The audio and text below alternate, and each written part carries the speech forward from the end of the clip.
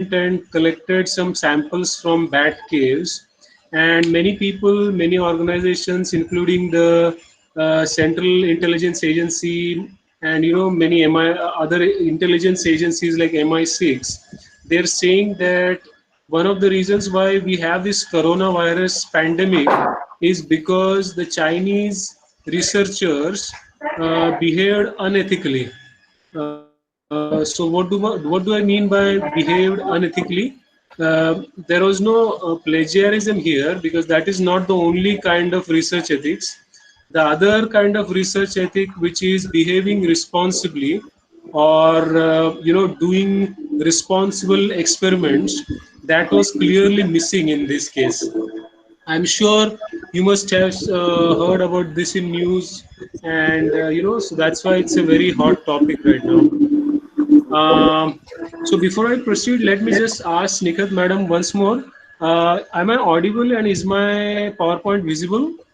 Sir, you're audible, but your PowerPoint is not visible to me, but it will be visible to the participants. Let me check, sir. Okay, okay, all right. Yeah, as long as it's visible. It is visible, sir. Okay, okay, perfect. Okay. All right, so let me get started. So now, just like we said, so let's begin with the explanation. What is the meaning of the term ethics? So basically, ethics is the religion of science. What does religion tell us? Any religion has a set of rules that we must follow so that we behave in the right way without hurting others. So just like there are various different religions in the world, the religion of science, or the religion of research rather, is known as ethics. And why do we need research ethics? Because just like we have some sets of rules for proper conduct, moral code of conduct as we call, we need research ethics to maintain integrity in science. Because if we don't have the right kind of research ethics, the research that we publish will not be reproducible.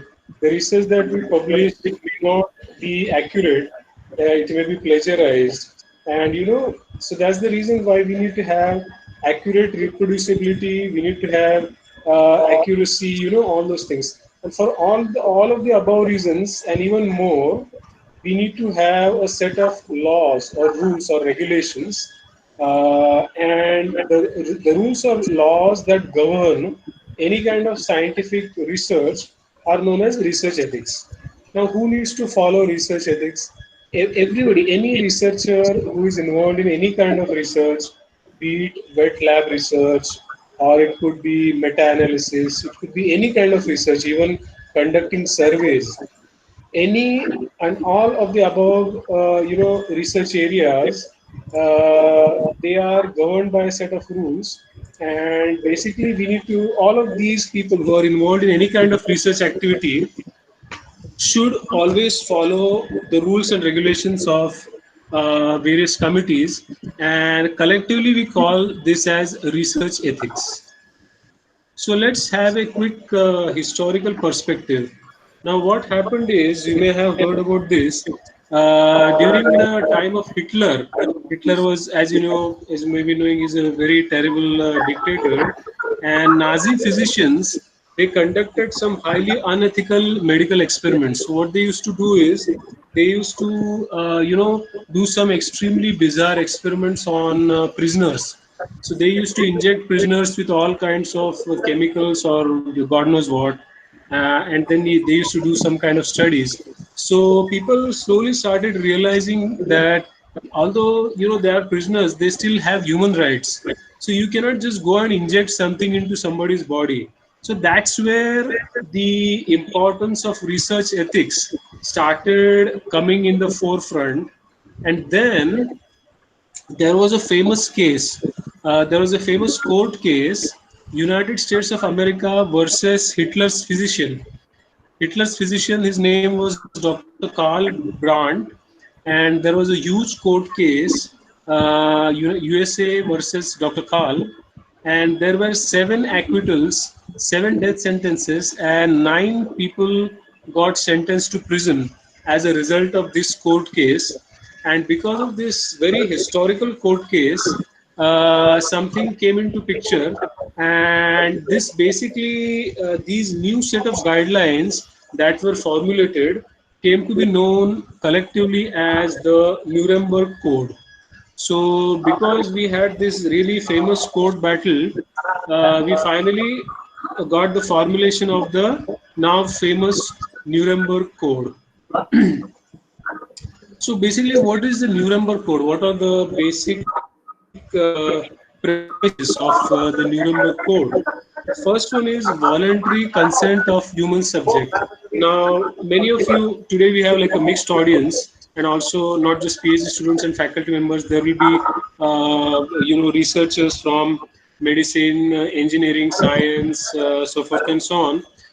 But as far as any kind of clinical experiment is concerned, or whenever there are any human subjects involved, you must be knowing that voluntary consent is required. For example, if I decide to participate voluntarily in a coronavirus vaccine trial, then some random doctor cannot just come and inject something into me.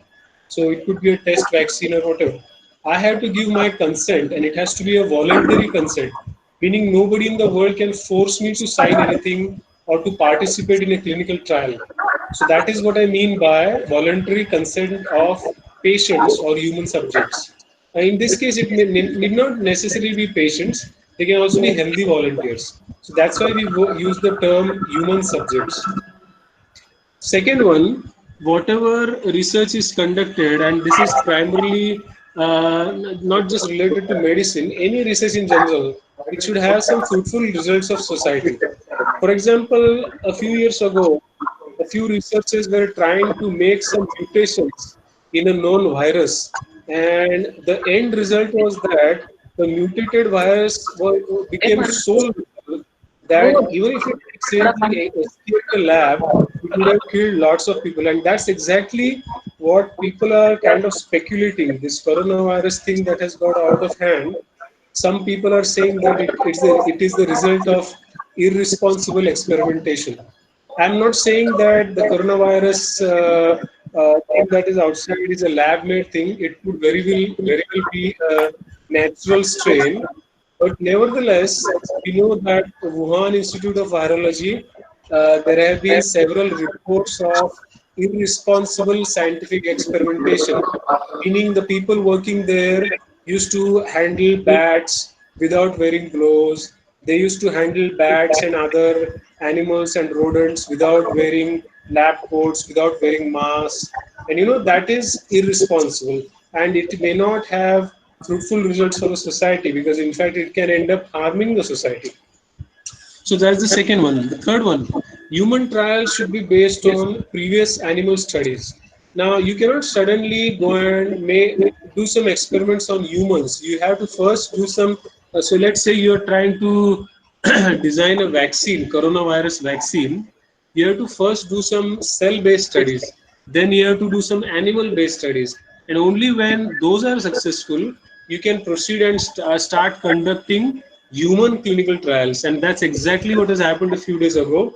If you look at the Oxford University group, they are trying to design a coronavirus vaccine, and they first of all did some experiments on animals. They used rhesus monkeys, and the good news is that the coronavirus vaccine worked really well on rhesus monkeys, and so now they have started the human clinical trials, and that's exactly how it should be.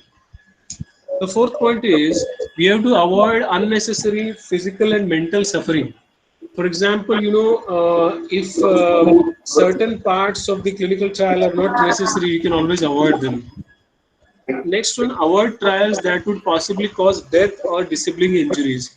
So, so here it becomes a little bit tricky. Now, for example, if you design a virus against, if you design a coronavirus, what's the usual way of ethical way of testing it?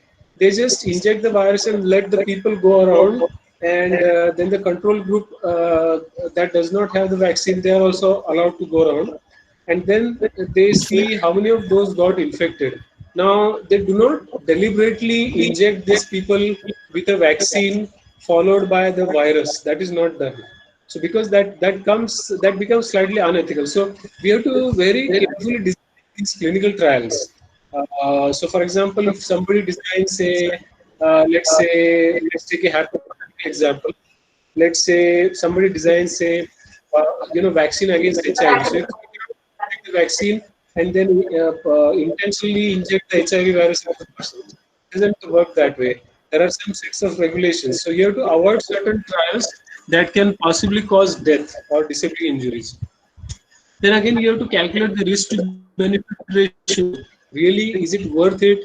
You have to take the proper precautions. That, just like I said, you have to wear the right personal protective equipment, and of course, you only have to have qualified researchers. I'll give an example. When I was there in another state, I was heading a PhD program. I once went for a medical checkup, and I saw that the person who was drawing my blood, he was not even wearing gloves. He had grown nails. His hair were grown. He was completely untidy. And I was like, are you really going to draw my blood? I'm not very comfortable with that. So, you only need to have qualified people, qualified technicians doing the right job. Next one, the human subject has the liberty to quit anytime. If I am registered as a volunteer, I have the right to quit anytime. Nobody can force me to continue. And even the researcher has the right to discontinue. It's not just the subject, even the researcher has the right to continue. Now, all of these premises are basically basic requirements of Nuremberg Code. They come necessarily into the area of medical ethics, but because we are looking into the origin of research ethics, I just wanted to discuss this with you. This may not necessarily be applicable in your case because you may not be from the area of biomedical research, but that's okay. We still need to have a fair idea of what's the origin. Now, let's take this recent example once again. I think some people might have joined recently. So let me say this again. What probably happened in China, I'm not saying this has happened, but this may have happened, is neglect of laboratory safety procedures by Chinese virologists could have probably caused this epidemic. I'm not saying it is a man-made virus. It could very well be a natural virus, but nevertheless, even natural viruses can get leaked out of labs, and that is one area a lot of people are ignoring. They just simply don't understand that even if you take a bat to your lab and do not use the right equipment, even the natural bat virus, coronavirus, can still leak out, and this is something that many people are missing. Now, a lot of Chinese organizations behaved unethically. And, when it comes to research ethics, whenever anything wrong happens, you should not cover up. You have to do a proper investigation. And this is what the People's Republic of China did not do. The Chinese Communist Party was involved in a lot of cover ups. You must have heard about it in the news. And it is highly unethical. It is extremely unethical against all the laws of research ethics. Whenever there is any incident, you're not supposed to arrest the doctors and you're not supposed to arrest the scientists. Instead, you are supposed to do a thorough investigation, do a court case, do a very systematic analysis, use your intelligence agencies. You have to allow scientists from developed countries to come and inspect the site. You have to see what happened, and then you have to take the right measures so that the same thing does not happen again. But unfortunately, in the case of China, this has not happened. So even till this date, China is constantly ensuring that all the evidences go away. They are constantly doing cover up, and this is absolutely not right. This is highly unethical. And that's why I thought that I should share this example with you. This is a very fresh example, and it shows how people behave unethically in laboratory environments. By the way, many of you must have seen a few days ago, there was something on the news that virologists from the Wuhan Institute of Virology, I saw some photographs. I put it on my LinkedIn a few days ago. They were working, they were handling bad samples without gloves and laboratory equipment and face mask, and that is very unethical, because even if accidentally you get something from a virus, you are likely to spread it. So it is extremely unethical. Okay, now they also did is, the World Health Organization, which is also supposed to follow research ethics, instead of saying that China was involved in cover-ups, basically just because they got $30 million from China, they just said that, oh no, China is doing a great thing, and they are fantastic people, when we knew that China was breaking all the rules and regulations of research ethics. They were behaving unethically, and this is probably the worst breach of research ethics ever. Now we don't know yet if it really happened because of the Wuhan Institute of Virology, or it happened at the what's that called, wet food market. But chances are it happened at the Wuhan Institute of Virology, because the Wuhan Institute of Virology is known. The US Department of State did a survey a few years ago, and in their survey, the communication was shared by diplomats, by American diplomats. They shared it with the US Department of State and National Institutes of Health, and they made a note in their report like few years ago that the scientists working at Wuhan Institute of Virology, they are they are behaving unethically, because they are not using the right safety protocols or procedures, and that is probably the worst breach of ethics. And today all of us are suffering because of that. So this is the reason why research ethics is important. Many people say that, why is research ethics so important? It is just about plagiarism. No, it's not. It's not just about plagiarism. Research ethics covers a lot of different areas, and we'll see how many different areas it covers one by one. Okay, the most famous thing that comes under research ethics is plagiarism. All of us are familiar with this. Now, many times what happens is, many researchers, when they start writing their research paper, they are tempted to control C and control V, like copy and paste, because it is the easiest way to write a paper, isn't it? But nowadays the software is so sophisticated that if you copy and paste, and even if you try to modify, it still tries to detect. And there are lots of very smart softwares that are able to catch plagiarism. It adversely affects your career, and you really need to stay away from plagiarism. Like, I'll give an example. A person who was a researcher, eventually he rose to the post of vice chancellor. He was from some famous university, and after a few years, and actually this happened in the United States of America, you'll be shocked. After a few years, they found that one of his papers was not just plagiarized, it also had fabricated data. So then the person was fired. So anything can happen. If you have published a wrong paper, even at the beginning of your career when you are a PhD student, or you just published after becoming a faculty member, and it is plagiarized, or the data are fabricated, then you can get caught anytime, because once people see that your experiments are not reproducible, a lot of people will start pointing fingers at you, and then you'll start earning negative citations. And once that happens, you may in fact lose your job. So you have to be very careful.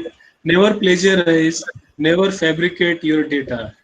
Be original, be truthful. This is just a screenshot.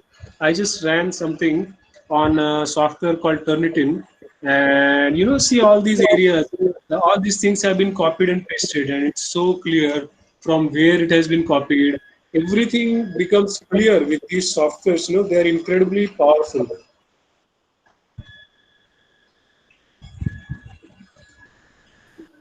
Now, many people ask me, how do you stay away from plagiarism? Very easy solution. Stay away from the control C, control V option.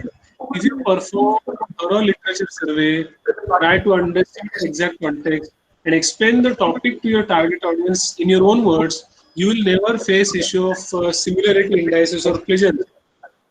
Most of the plagiarism that happens happens in the literature survey section because people directly copy and paste. If you understand what the other people are saying, then you try to explain it to your audience using your own language. There's really no reason to get any similarity. But let me warn you, this is only as far as the literature survey is concerned. If it is your results section, of course you cannot copy from anywhere, or of course you cannot, of course you cannot refer to anything. Results have to be original. You can only refer to other papers. You can still not copy them. You can refer to papers. You can understand and explain it in your own words, which is okay, and that is why we do literature survey. But results have to be completely yours. You cannot refer to 2 3 people and then say, oh my god, I think it looks like this is my result. That is completely wrong. Now meta-analysis is something different, so don't get me wrong on that. Meta-analysis is when you do a lot of like study based on other people's research, but that is a different sort of thing. You still cite them, you still acknowledge them, all those things. So basic idea is simple: do your work honestly. If you see somebody else has said something, explain it in your own words. There is no reason why anybody will say that you have plagiarized. There is no reason for any similarity.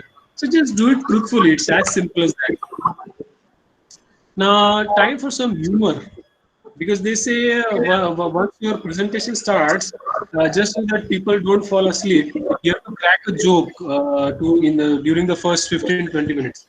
So see this slide. What does it say? How to do research? What is the original finding? Apples follow the law of gravity. So this is Newton sitting below an apple tree. Apple falls down, and he said, "Oh my God, looks like apples follow the law of gravity." So then an Indian researcher goes and says, "Oranges also follow the law of gravity." So that is not that's not how you do research. So if somebody says apples follow the law of gravity, and you go and say oranges also follow the law of gravitation, that's not original research at all. So this is what you have to stay away from. You have to be ethical.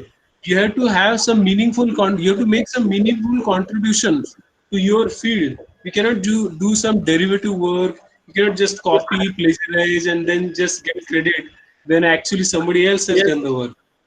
So that's the whole point of sharing this. All right. So going ahead, let's start discussing a few other things. Now, when it comes to research ethics, there is a huge misunderstanding that research ethics means only originality and plagiarism. That is not true at all. Research ethics cover lots of different rules and regulations. One of them being originality and plagiarism. But we will see all the others, because many of the seminars I have seen, they only focus on originality and plagiarism. They completely ignore the other areas. So that's why I thought it's important to discuss all these other areas as well. So let's discuss them one by one. First one, academic integrity and dishonesty. Second, originality and plagiarism, conflict of interest, intellectual property rights, the importance of good mentoring, what is social responsibility, what is the meaning of responsible publishing, what do you mean by respect and non-discrimination, what is acceptance of criticism, constructive feedback, what is confidentiality, maintaining professional competence, legal guidelines, and finally, animal studies and human clinical trials. So merely seeing these titles will not be sufficient. So what I thought of doing is, I have discussed actual case studies. So we'll see the case studies one by one. But before doing that, let's quickly have a look at some terminologies. All of you may not need them, but people who are doing some biomedical research, probably they are well known with ICMR, CDSCO, CTRI. Now let's do some actual case studies. Today I'll be discussing 13 different case studies with you, so that each single topic will become very clear. So first one, academic integrity and honesty. So this is an example. Dr. Quickfast is guiding his PhD student, Mr. Slow Study. Mr. Slow Study is almost done with 95% of his work, but is finding it difficult to finish the remaining 5%. So Dr. Quickfast fabricates, he just quickly cooks up some data and asks his PhD student to include the cooked up data in his Nature manuscript. Question: what should Mr. Slow Studies do? Now, this is a very tricky situation because many PhD students are afraid to go against their PhD guide, and they fear that if they say something against their guide, the guide will remove them and all those things. But see, this is a very important issue. In many labs, these things take place. Like most of the data is correct, but the last 3 to 5%, they quickly cook up some data and submit it to some journal. But because of that, what happens is when they publish the paper and when people try to reproduce the work, they are not able to reproduce it because it is cooked up data. And because of that, many times journals have to retract the published paper, and it destroys the career of not only the PhD guide but also of the PhD student. So when something like this is happening, the best way to do is to have an open and fair discussion with the PhD guide. The PhD guide, first of all, should not advise this. I'm sure most of, all the people I'm talking to are fair and honest, so I'm sure that's not a problem here. But probably it is a problem at some other places. So there they should not be doing that. And if a PhD student comes across something like this, again, just like I said, he or she should have a fair and open discussion with his guide. If that doesn't work, it should be escalated to human resources, and things should be resolved in the fastest possible way.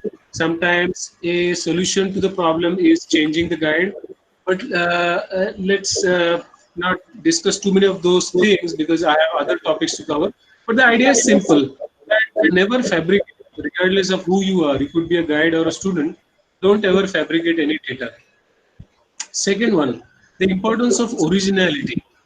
Now, what is the example? Dr. Copy Paste is writing a review article for the Journal of Management, and then what happens is he starts working on April 1 and finishes writing his review article in within 24 hours. He copies and pastes multiple sentences and publishes because he wants to publish it in some obscure journal. No, he basically copies them from some obscure journal, and he thinks it is okay to do so. Now, what do you think?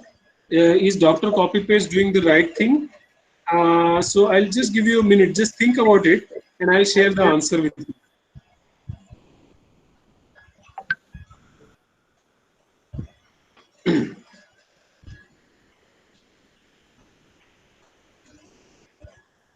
Okay, so basically the answer is no, he's not doing the right thing.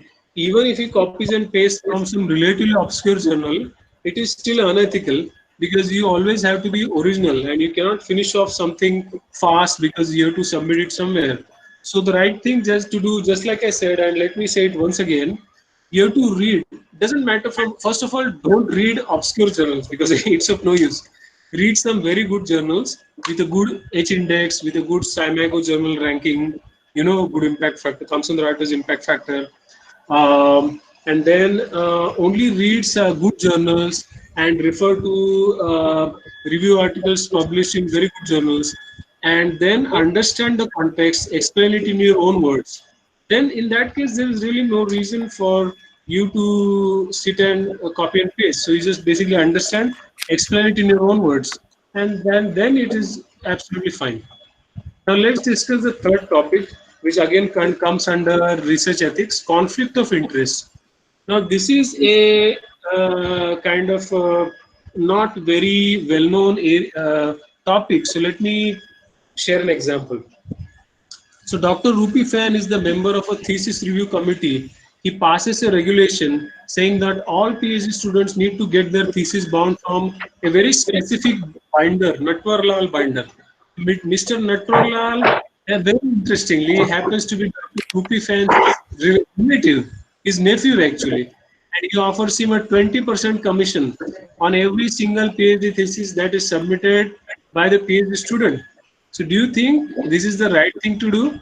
So it's so easy, na? If I'm the director of faculty of doctoral studies, And what I do is, so I was in fact the director of faculty of doctoral studies when I was working in Gujarat, and I used to, the university's PhD program. At that time, let's say, what if I had a contract with a, particular shop, and they give me 20% every time I send my PhD students to them? That is extremely unethical. So that's why we never recommended any specific binder as such. We just said that you have to follow certain guidelines. As long as those are followed, you can get it done from any binder you want. Doesn't matter. But many other places they do these things. And so now you must have understood. So clearly, Dr. Gupta is not doing the right thing, and that is a conflict of interest. Now, what is a conflict of interest? Now it becomes very clear. You are the director of a PhD program, and you are also related to somebody who does thesis binding. That's a conflict of interest, and this should be avoided at all costs. Now, next one, how to safeguard intellectual property rights, IPR. Now, many of you must have at some point heard about patent infringement. Many of you must be interested in filing patents. So let's take this example. So Dr. Patiwala decides to file a patent on a new drug formulation and throws a party. During the party, one of his competitors, Dr. John, presents him with an expensive flower bouquet and asks him to share a few details regarding his patent. Do you have any recommendations for Dr. John and Dr. Patiwala? Clearly, intellectual property rights have to be safeguarded. When I was in Gujarat, I was working in a private university. When we asked people to submit their proposal for a entrepreneurship grant, what we did is we made every single person in the room sign a non-disclosure agreement. So what is a non-disclosure agreement or NDA?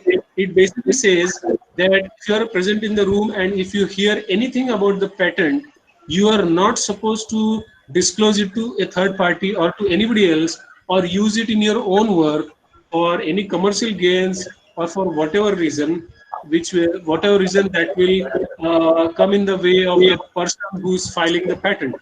So unless you sign the non-disclosure agreement, you should not be talking anything about your patent. And that is what I mean by safeguarding intellectual property rights. So this example makes it very clear. So clearly, my recommendation for Dr. John and Dr. Patentwala is Dr. Patentwala, first of all, should not disclose his patent to Dr. John. And if at all he wants to do some discussion, he better do it after making Dr. John sign the legal non-disclosure agreement. Next one, good mentoring. What is good mentoring? Let's take an example. So let's say a doctor always busy is a PhD guide. He sits in his plus air-conditioned office all day long. He does a lot of academic work, definitely. He writes grants. He does a lot of committee work. He goes, attends meetings, lots of things. But when his PhD student approaches him for help, he basically tells them to not enter the office without an appointment. Then when his student comes back, he says, no, I'm busy right now. I have to go for some meeting. The student feels busy and then ends up learning from someone else. So my question is, do you think the PhD advisor doctor always busy is doing the right thing? And should he mentor or train his students? So the answer is yes, of course. Mentoring, good mentoring is an important academic responsibility. You cannot just take in PhD students and tell them they should do everything on their own. You have to do some hand holding initially, at least, train them nicely, teach them how to write very good research proposals, teach them how to write very good research manuscripts, teach them how to do literature survey. Then once they are comfortable, they can do it on their own. But you cannot expect from day one that your student knows everything. Otherwise, he will not be your student. He'll be just like a PhD guide. But the very fact that he or she is a student means that he needs your help. And that's why, as PhD advisors, all of us have to be good mentors. I'm sure everybody at your institute is a good mentor, but nevertheless, this is an important topic that needs to be discussed. Next one is social responsibility. So what is social responsibility? So let's take an example once again. Dr. Greatman is focusing his attention on the production of a lightweight conducting material that is expected to be of great use to the aviation industry.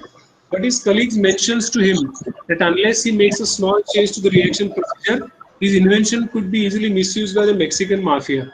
What should Dr. Great Guy do? Now, this is a very important technical issue. If you are doing some research and you know that it can be misused very easily by some, strange people, sometimes even terrorists or mafia people, then you better make that change because of which the change that renders this useless. So, for example, if I am working at the Wuhan Institute of Virology, for example, in China, and I know that mutating a particular amino acid in the protein of a virus is going to make it extremely virulent, then I better not do that. Because if I do it and accidentally the virus goes out of the lab, I am going to end up killing millions of people. I'm not saying this is what happened. In fact, there is a paper in Nature Medicine.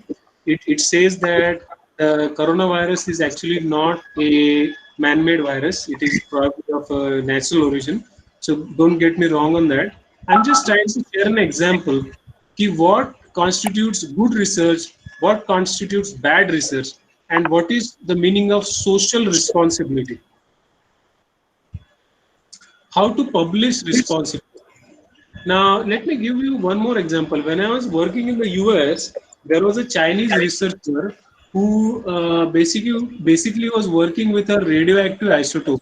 And one fine day, while working in his lab at night, he spilled some radioactive sample, and he did not tell anybody for 7 to 8 days because he was afraid that if he'd have told anybody, he would have been fired. And after a lot of people started detecting extremely large counts, then we went and saw into the security camera, and we saw that the Chinese researcher had actually spilled a radioactive sample. So that is another example of how people can be irresponsible. So we have to be very responsible as scientists, and that is one other aspect I wanted to highlight when it comes to social responsibility. He should have told everybody that I accidentally spilled the sample. Then there is a particular way of cleaning it up.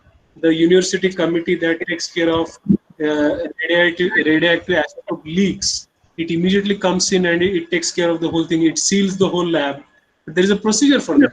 And that's if it is done, then you are being socially responsible. If not, you are being socially irresponsible. And clearly, the Chinese guy who's working in my lab was socially irresponsible, and of course, he got fired.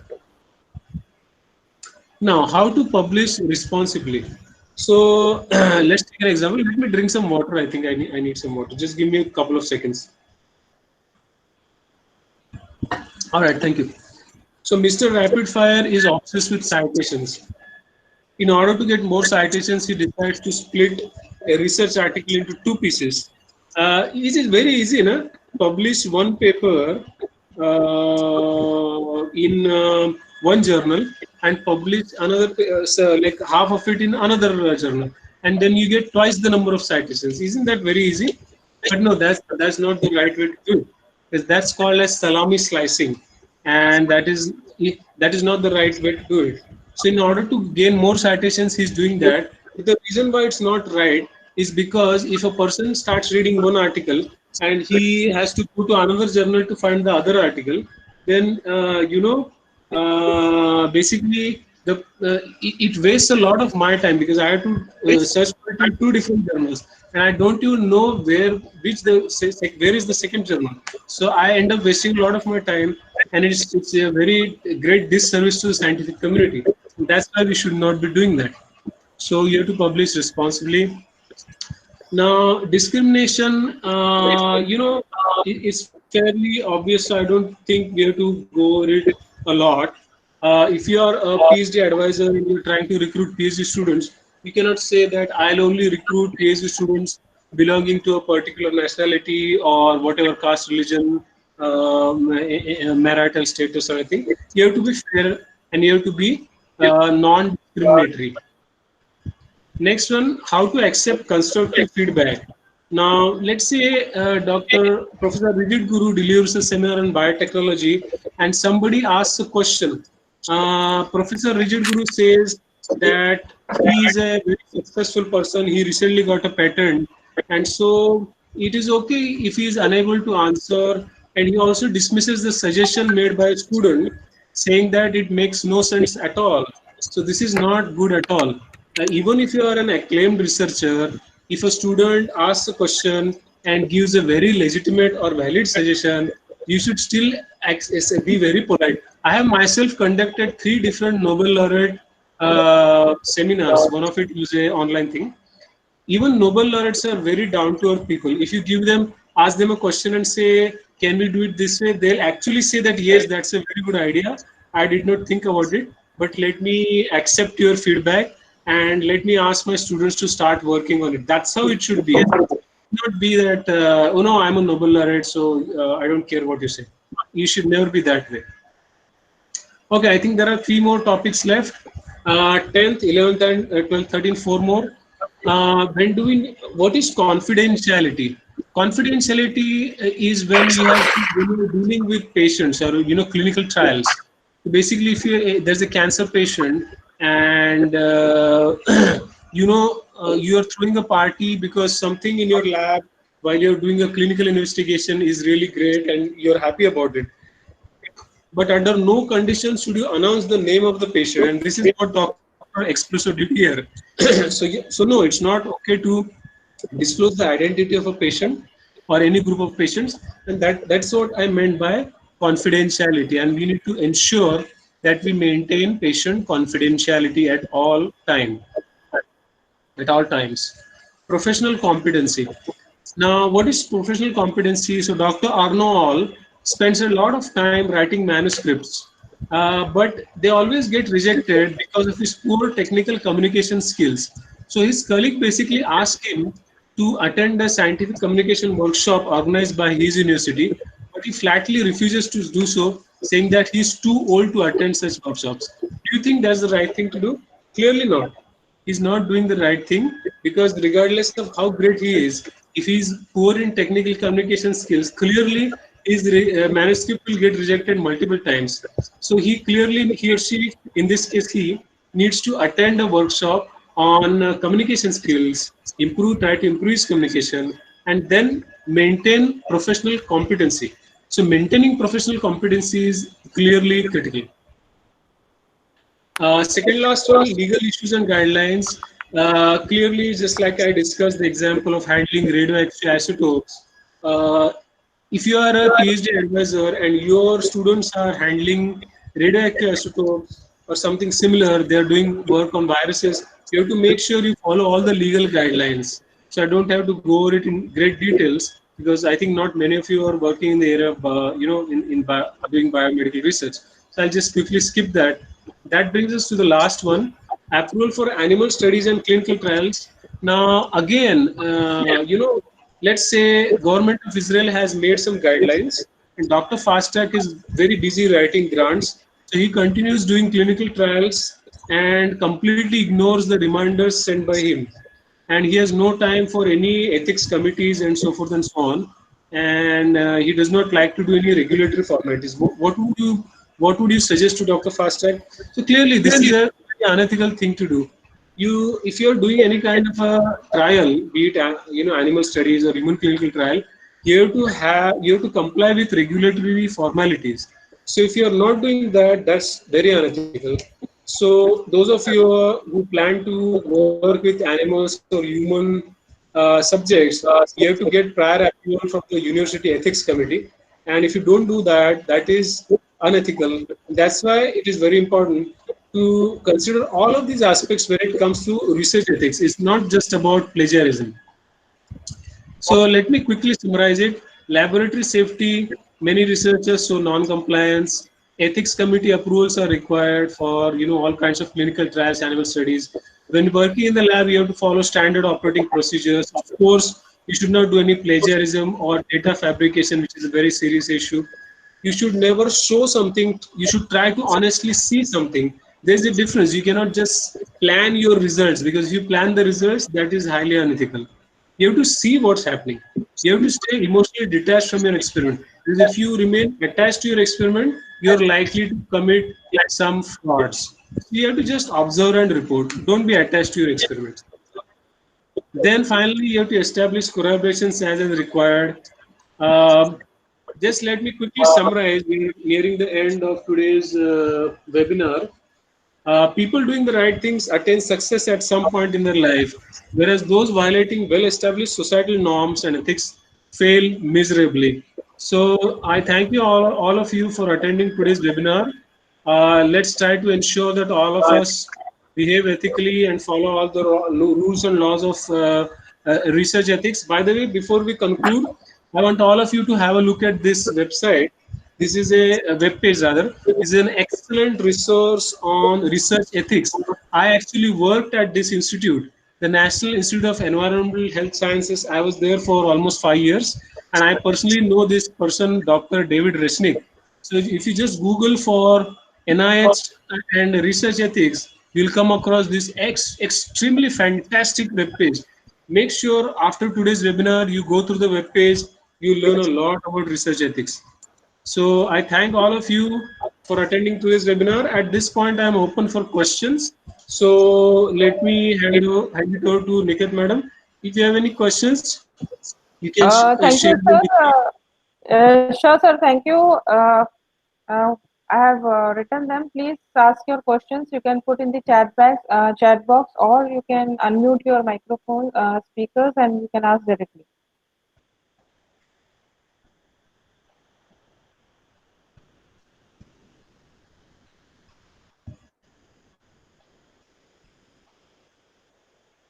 Nikhil, sir, thank you so much for this wonderful lecture. Yeah, my pleasure. We have seen a Always new, pleasure. yeah.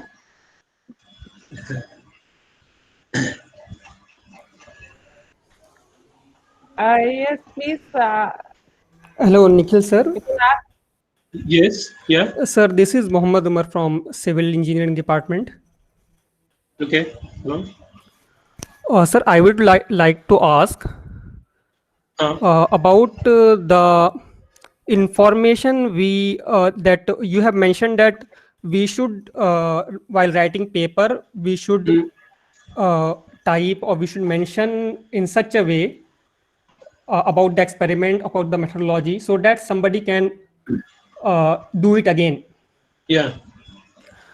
So, like, in what way can you elaborate this in a better sense? Like, I have read some papers and some patents in which they have mentioned something, and we can Mm, understand that they have done something. But uh, when we want to retract it, it is close to impossible. Like without some other informations, if they would have mentioned, yeah. we cannot able to You do mean that. reproduce it? Yeah, we cannot Okay. reproduce. Yeah. Correct. Yeah. So that's a very common observation. Even when I was working in my biochemistry lab, I tried to, reproduce some results published in really fantastic journals. It was difficult to reproduce, and many of the times, either it's not necessary that it's always fabricated, but it's just that some very critical pieces are missing. So, as you rightly pointed out, the right way to do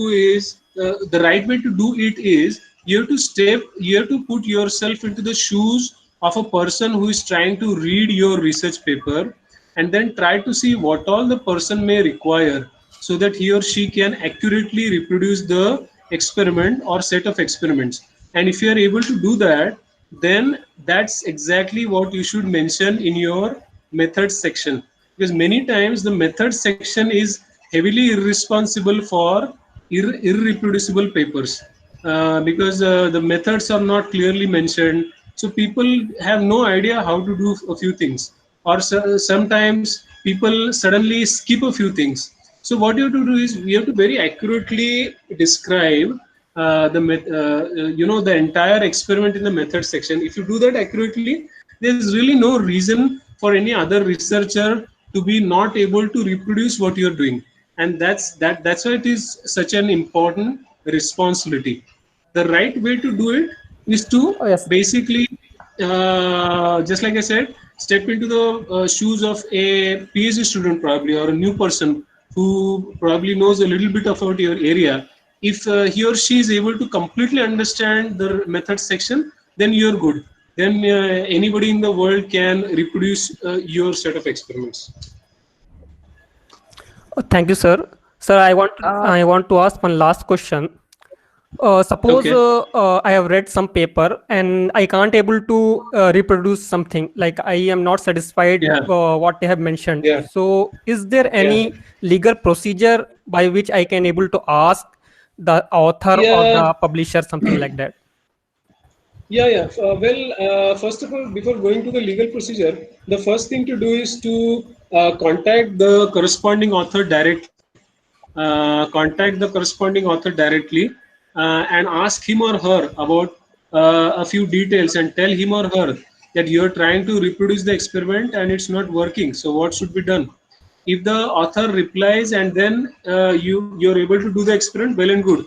If it doesn't happen that way, then next time you send an email to the author, mark a copy to the editor of the journal, so that the journal editor will know that this particular author is not cooperating with you. So next time he'll probably blacklist the author, or in fact, if they see a lot of complaints, they may in fact retract the paper. So my suggestion to everybody is, first of all, contact the author. If they do not help, contact the author with a CC to the journal editor. Usually that works. Thank you so much, sir. All right. Sir, we My have pleasure. question from Murli sir. He's asking, I have plenty of Okay. data, so can I split up into two papers for the publication simultaneously with different contents? Now, can you say it again? When you split what up into two? Uh, I have, he's telling I have plenty of data, so can I split up Uh, into two papers for publication simultaneously with two different contents? uh, Well, see, I cannot answer this question unless and until I see your data, because in some cases it is perfectly legitimate to do that for certain reasons. Sometimes there is a lack of equipment in the lab, because of which certain things were done at a later date. But if you're doing something parallelly, I would generally say that put it together, unless you have a very strong reason not to put it together. If you have a very strong reason, then better consult 2-3 people from your field. If you still think it's okay to do, you can do it. But what I'm only trying to say is, don't intentionally split it up to earn citations. If you have a legitimate reason, that's fine. So we have another question, sir. How to avoid Yeah. plagiarism problem in the in writing literature survey paper? Yeah, so just like I mentioned, generally most of the issues pertaining to plagiarism, they occur in the literature survey part. So the only fix for that is, first of all, none of us should be copying and pasting. I'll tell you a very simple thumb rule, which a former vice chancellor said. I really appreciated that sentence. If you remember the sentence, you'll never have a problem. It's as follows: never write when you're reading, and never read when you're writing. Never write when you're reading, and never read when you're writing. So basically the fix is simple. You try to read as many papers as possible when you're doing the literature survey. You should take your own notes, which is okay, but don't sit with a open Microsoft Word document and directly start referring, because that way you'll always be tempted to copy and paste something. What I mean to say is, when doing literature survey, you have to take a lot of notes. Then you read the notes. I try to understand the context and explain it to your target audience using your own language. Then there's really no scope for plagiarism or similarity. Any other questions? Sir, in this Yeah, case, hello. sir, I'm Dr. Yogeshwari from Civil Department. So, in this literature Okay. survey case, when we take the idea and explain it in our context of understanding, then sometimes it may Yeah. differ from the originality of the paper itself. No, sir.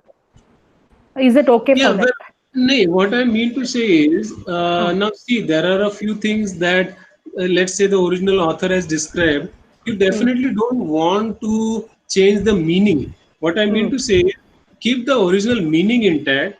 Just Okay. make sure you change the language around it and try to Okay. explain. So while explaining, it should not lose the meaning.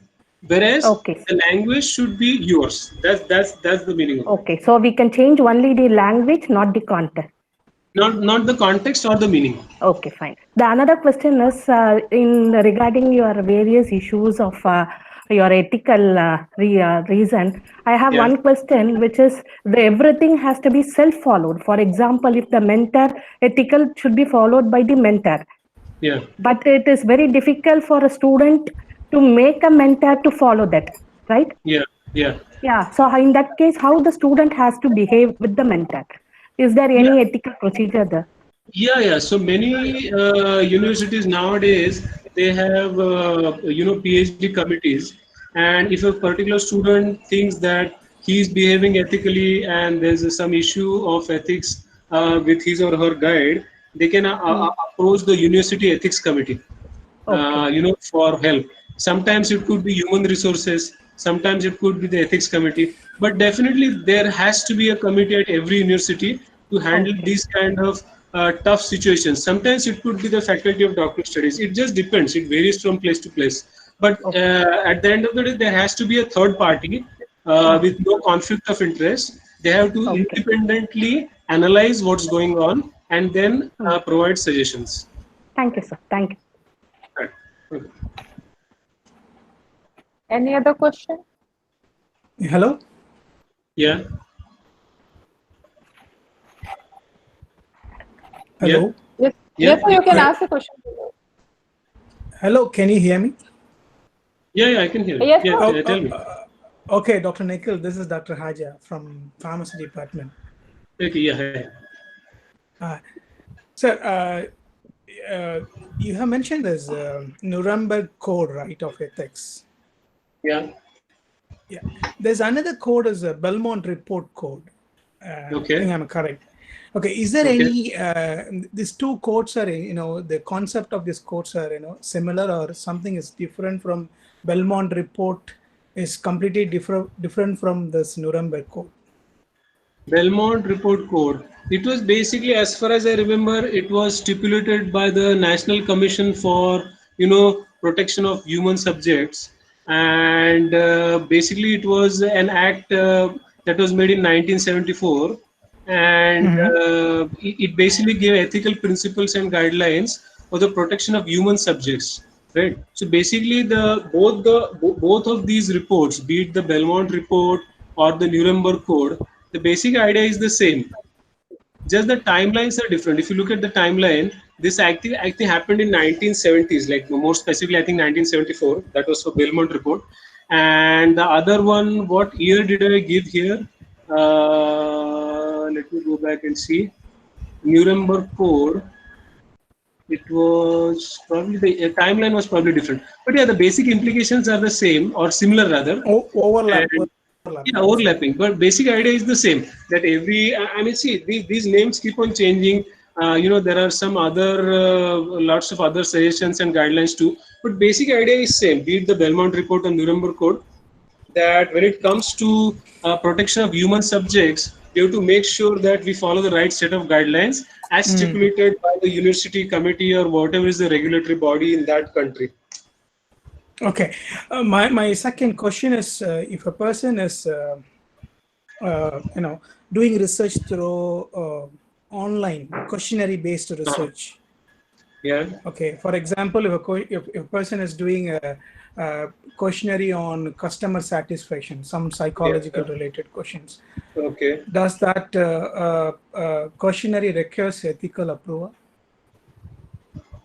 Generally, as far as we have to see what the questionnaire is based on.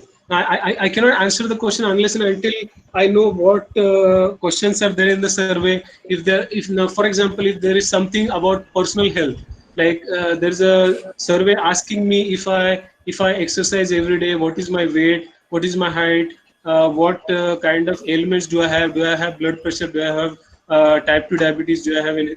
So all those come under No, the area. it is not. It is not a health related research. It's actually a No, I'm just customer giving an related. example. Okay, right. Right. Yeah. So let's say even if it is a customer related survey, sometimes what happens is many companies collect customer surveys, and some of those questions are based on the some very Personal health data of related the issues or personal matters or belonging to which the customer may or may not want to share. So in all such circumstances, it is always better to err on the side of caution. So I would rather say that regardless of the implications, it's always a good idea and always a very good thing to do to get approval before launching any survey. So best thing to do is consult the university ethics committee and get that form from them for the consent. Once you have the consent, you don't have to worry for the next so many years, because otherwise you have to constantly keep on one problem is when you finish doing the survey you cannot go back and take the consent, then the whole survey is null and void. That's correct.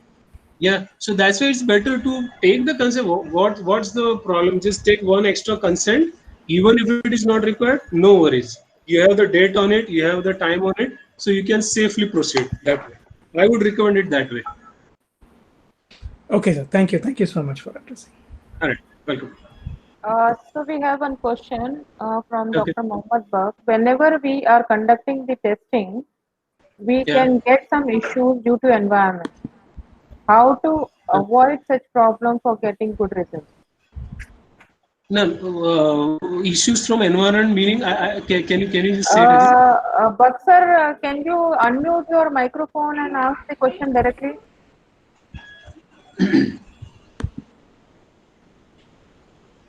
Hello. Sir, I will repeat his question, sir. Okay. Whenever we are conducting the testing, we can get some issues due to environment. How to avoid such problems for getting good results? Okay, so as far as I understand, let me make it clear for everybody with an example. What he's trying to ask is, while doing experiments, if we have some disturbances from the environment, how to tackle those. So basically what I would say is, if you have a very rigid set of experiments with all the controls, like positive control, negative control, then a lot of these things can be caught very easily. I'll give an example. When I was doing a study based on like confocal imaging, every time we did some studies, we were doing a very sensitive assay, and that machine was picking up some random vibrations. So one day we decided to see what's happening. So we decided to do a regular experiment and we set up some control experiments. And then we found that somebody from the third floor at 3 o'clock in the afternoon every day, they used to move around the cylinders. So the vibration of the cylinders was getting caught in our experiment. You know, so then we went upstairs and told them not to do that because we are doing some very sensitive experiments. So that environmental thing we eliminated. So likewise, what you have to do is either you have to do a design a very careful set of experiments. You have to have the right controls in place, and you have to see that your experiments are getting reproduced. If all of these things are obeyed, there is really no reason why environment should play a major role. Because when you're designing the experiments, at some point will immediately come to know that this factor is affecting. So you can think about how to eliminate that or how to go ahead with that particular thing in mind. So what's the right solution? That's how you go about doing it. So we have one more question from Julie Okay. Jacob. I would like to ask if these 10, 13 points on research ethics part of research division protocol in all the institute of the world, or can each institute set up their own set of research ethics? Yeah, so these are the 13 most like extremely critical points. You can also have something beyond that, because what happens is as technology moves ahead, moves forward, you will come across more problem areas. To address those problem areas, you have to probably have more guidelines in place. So I would say have at least these 13, but at least have more than that also. And I'm not saying these are the only 13. you can go to the NIH website and say they have given lots of explanations. I thought of sharing the most critical 13 points. I'm not saying these are the only 13, but if you want to have a very comprehensive look at it, you can go to the NIH website that I referred to. On Google, you just type research ethics NIH or research ethics National Institutes of Health. You'll come across a very comprehensive description. What I shared today is those are the most critical points. You can, depending on your area of expertise, the technology existing at that time, you can always add to those. But at least these should be obeyed, and we have to ensure perfect compliance with the most critical elements, and we can keep adding more as and when required. No harm.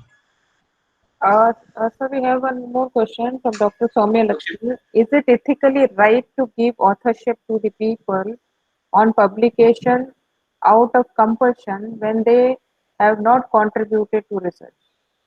No, it is actually not ethical. Out of compulsion, it at many places people request those kind of things, but I would say outright that it's not ethical. One more question, sir, from Shazia. Yeah. Without any Okay. contribution, it is, I think, same only. Without any contribution, authorship should not be given. Sir will highlight more. I mean, she has answered that Yeah, question. yeah, yeah. Yeah, well, many places it happens. Many times even very big shots, they say that, you can use my name, but just include me as an author. It happens all the time, but it is very unethical. I would never do that. And what happens? I'll give you one a very strong reason for that. What happens is sometimes you include the name of a big shot, then the paper goes for review, then the journal editor sees that, oh my God, this is a big shot. So then he sends it to somebody relevant from that field. The peer reviewer says that, oh, looks like this is a big shot, and they review it accordingly, and then all kinds of things, crazy things can happen, and then they suddenly see that how come this person has published this thing when it is wrong. So it could in fact harm the person who has been included, or all kinds of bizarre things can happen, and regardless of what happens, it is still unethical. The only way and the only reason you can include anybody on the paper is if the person has made any significant contributions to the actual research work. That's the only reason you can include somebody. All other things, I would outright say they are unethical. So one more question. I have a Yeah. question. What is Okay. easy procedure of getting the ethical approval from the ethical committee for a particular research area which involves the medical data collection? Yeah, so basically, ICMR has a few guidelines in place, CDSCO, ICMR. If you go to their website, they have a very stipulated protocol. And what they say is you cannot, first of all, you cannot directly do that. There are some ethical committees set up in every state, at every university. If not, and you have to have that ethics committee at your university. And all those requirements are given, and once you follow those, you have to fill in some forms and get the approvals, and that's how you go about doing it. But the guidelines are stipulated on the website of ICMR, CDSCO, and the regulatory medical authorities of Government of India. So there is a question from Nabina Amin. Which is more important, citation or ethics? She has one another question. How do you increase the visibility of published paper? Well, when it comes to citation and ethics, of course, ethics are regardless of whether you're comparing ethics and citations or whatever in citations, ethics definitely rule. Number one priority is for ethics. Everything else is secondary. So whatever decision you're trying to take, first of all, you have to see it's ethical. Everything else is secondary. So it could be anything else. Ethics is number one. And what was the second question? Sir, how to increase the visibility of published articles? Well, see, visibility, or first of all, if your research is really relevant and you have done some really fantastic contributions, there is really no reason for your paper to remain hidden. It will organically grow and people will know about it. But if you want to increase the visibility, you can always talk, you can go and talk to people at conferences. You can, whenever you're conducting workshops, you can highlight what you have done, which is perfectly fine. You can always talk about your research at so many avenues. and that's how we increase the visibility. You can use social media.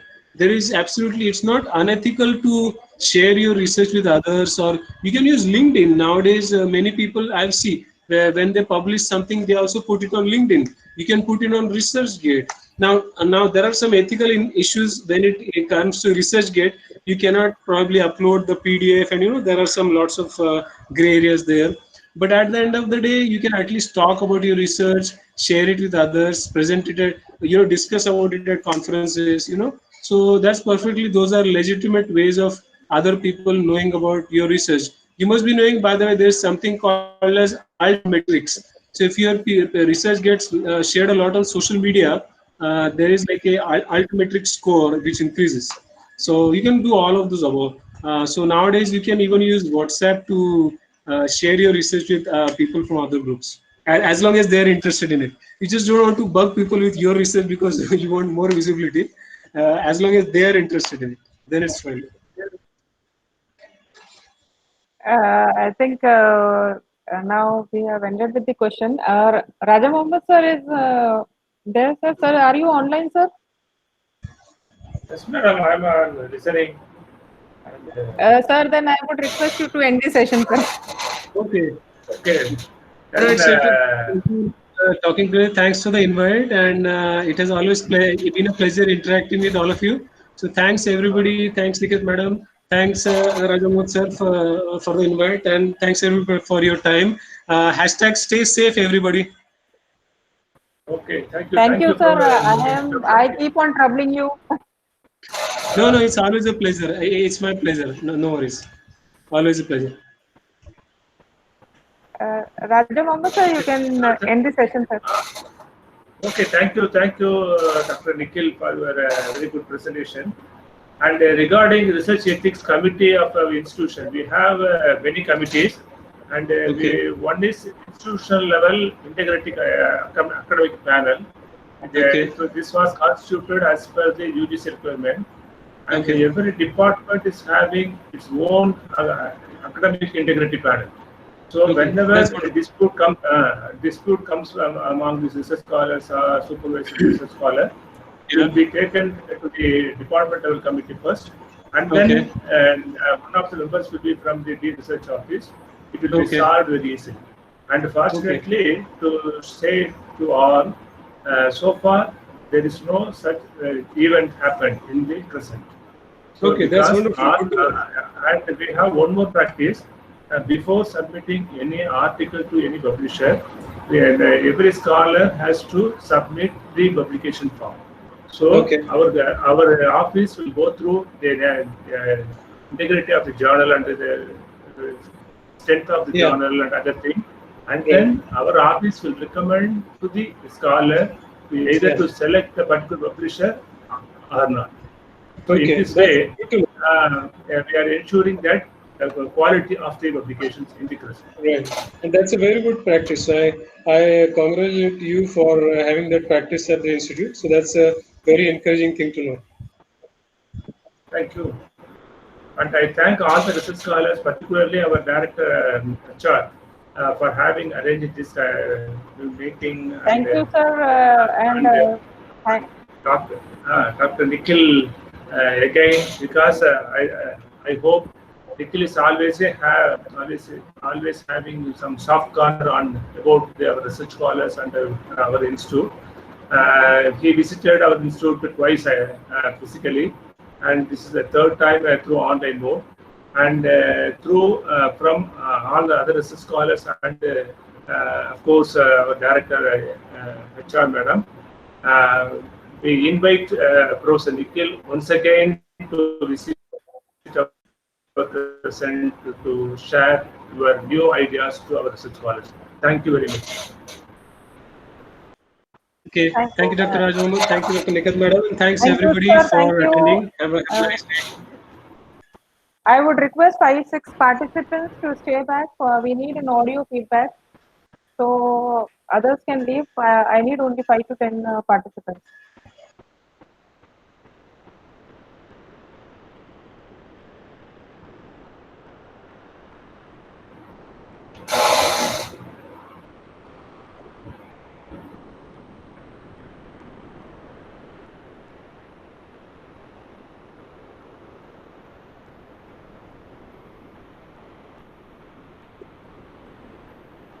Hello, sir.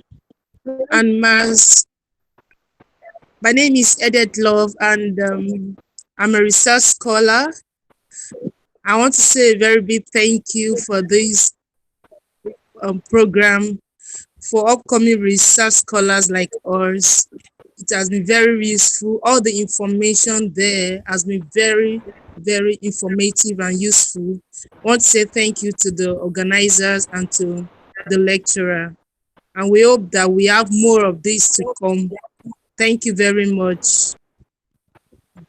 Thank you. Thank you.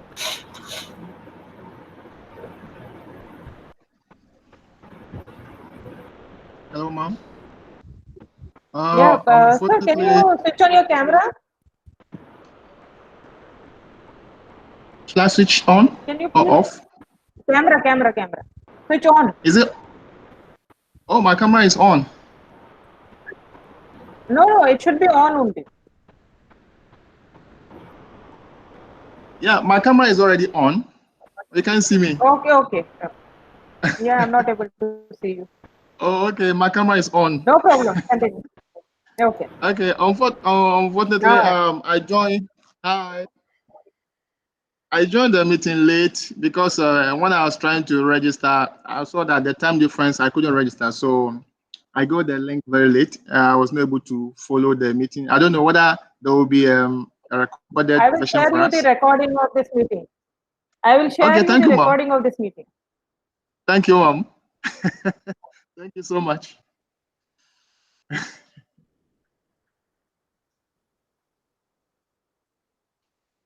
You can give your feedback.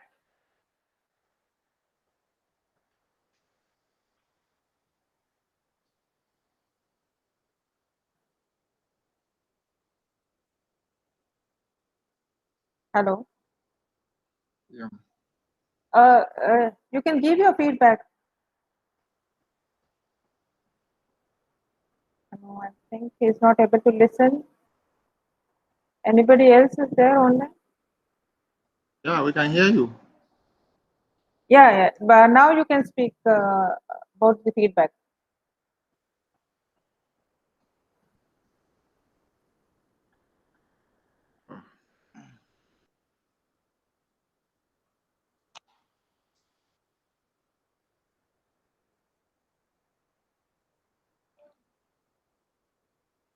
Okay.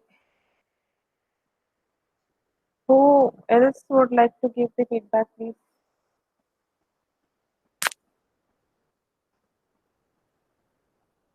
Research scholars or faculties can give their feedback. You can unmute your speakers and you can speak.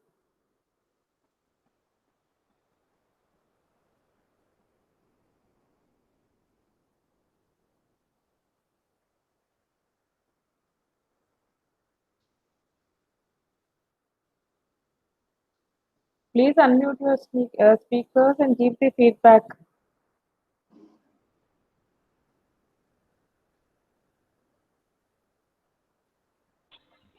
Hello, ma'am. I'm Hemavati from E&I department. Yes, ma'am. I would like to thank Nikhil sir for a nice presentation. Really, we have got a better idea about the research ethics, and we would like to follow everything during our research. And a special thanks to you too, ma'am, for arranging such a webinar. Thank you, ma'am. Thank you.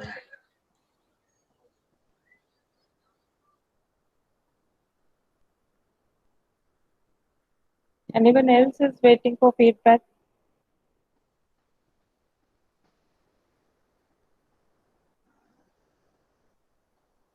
Okay. Now we will end the session, sir. Okay, Mom. I think we need more of this. Yeah. Definitely, you can put up your request to Raja Mohammed sir, and we can arrange it. Okay, Mom. Okay. I think the unfortunate thing is that because of the time difference, about 5.5 hours. So sometimes when it is evening here, it's already morning in Chennai. So you want to fill a form and say the date that passed. So if we can get the form earlier than before the deadline to help us. Sure, I'll do that, and I will share the PPT recording of this session to Raja Mohammed sir. He will circulate among the scholars. Okay.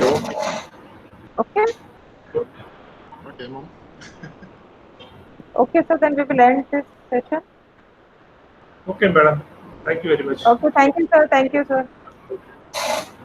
Kindly arrange one more such session from some other topic. Sure, sir. You can give me your topic and then we will arrange that, sir. Okay, madam. Okay, Thank thank you. you. Thank you.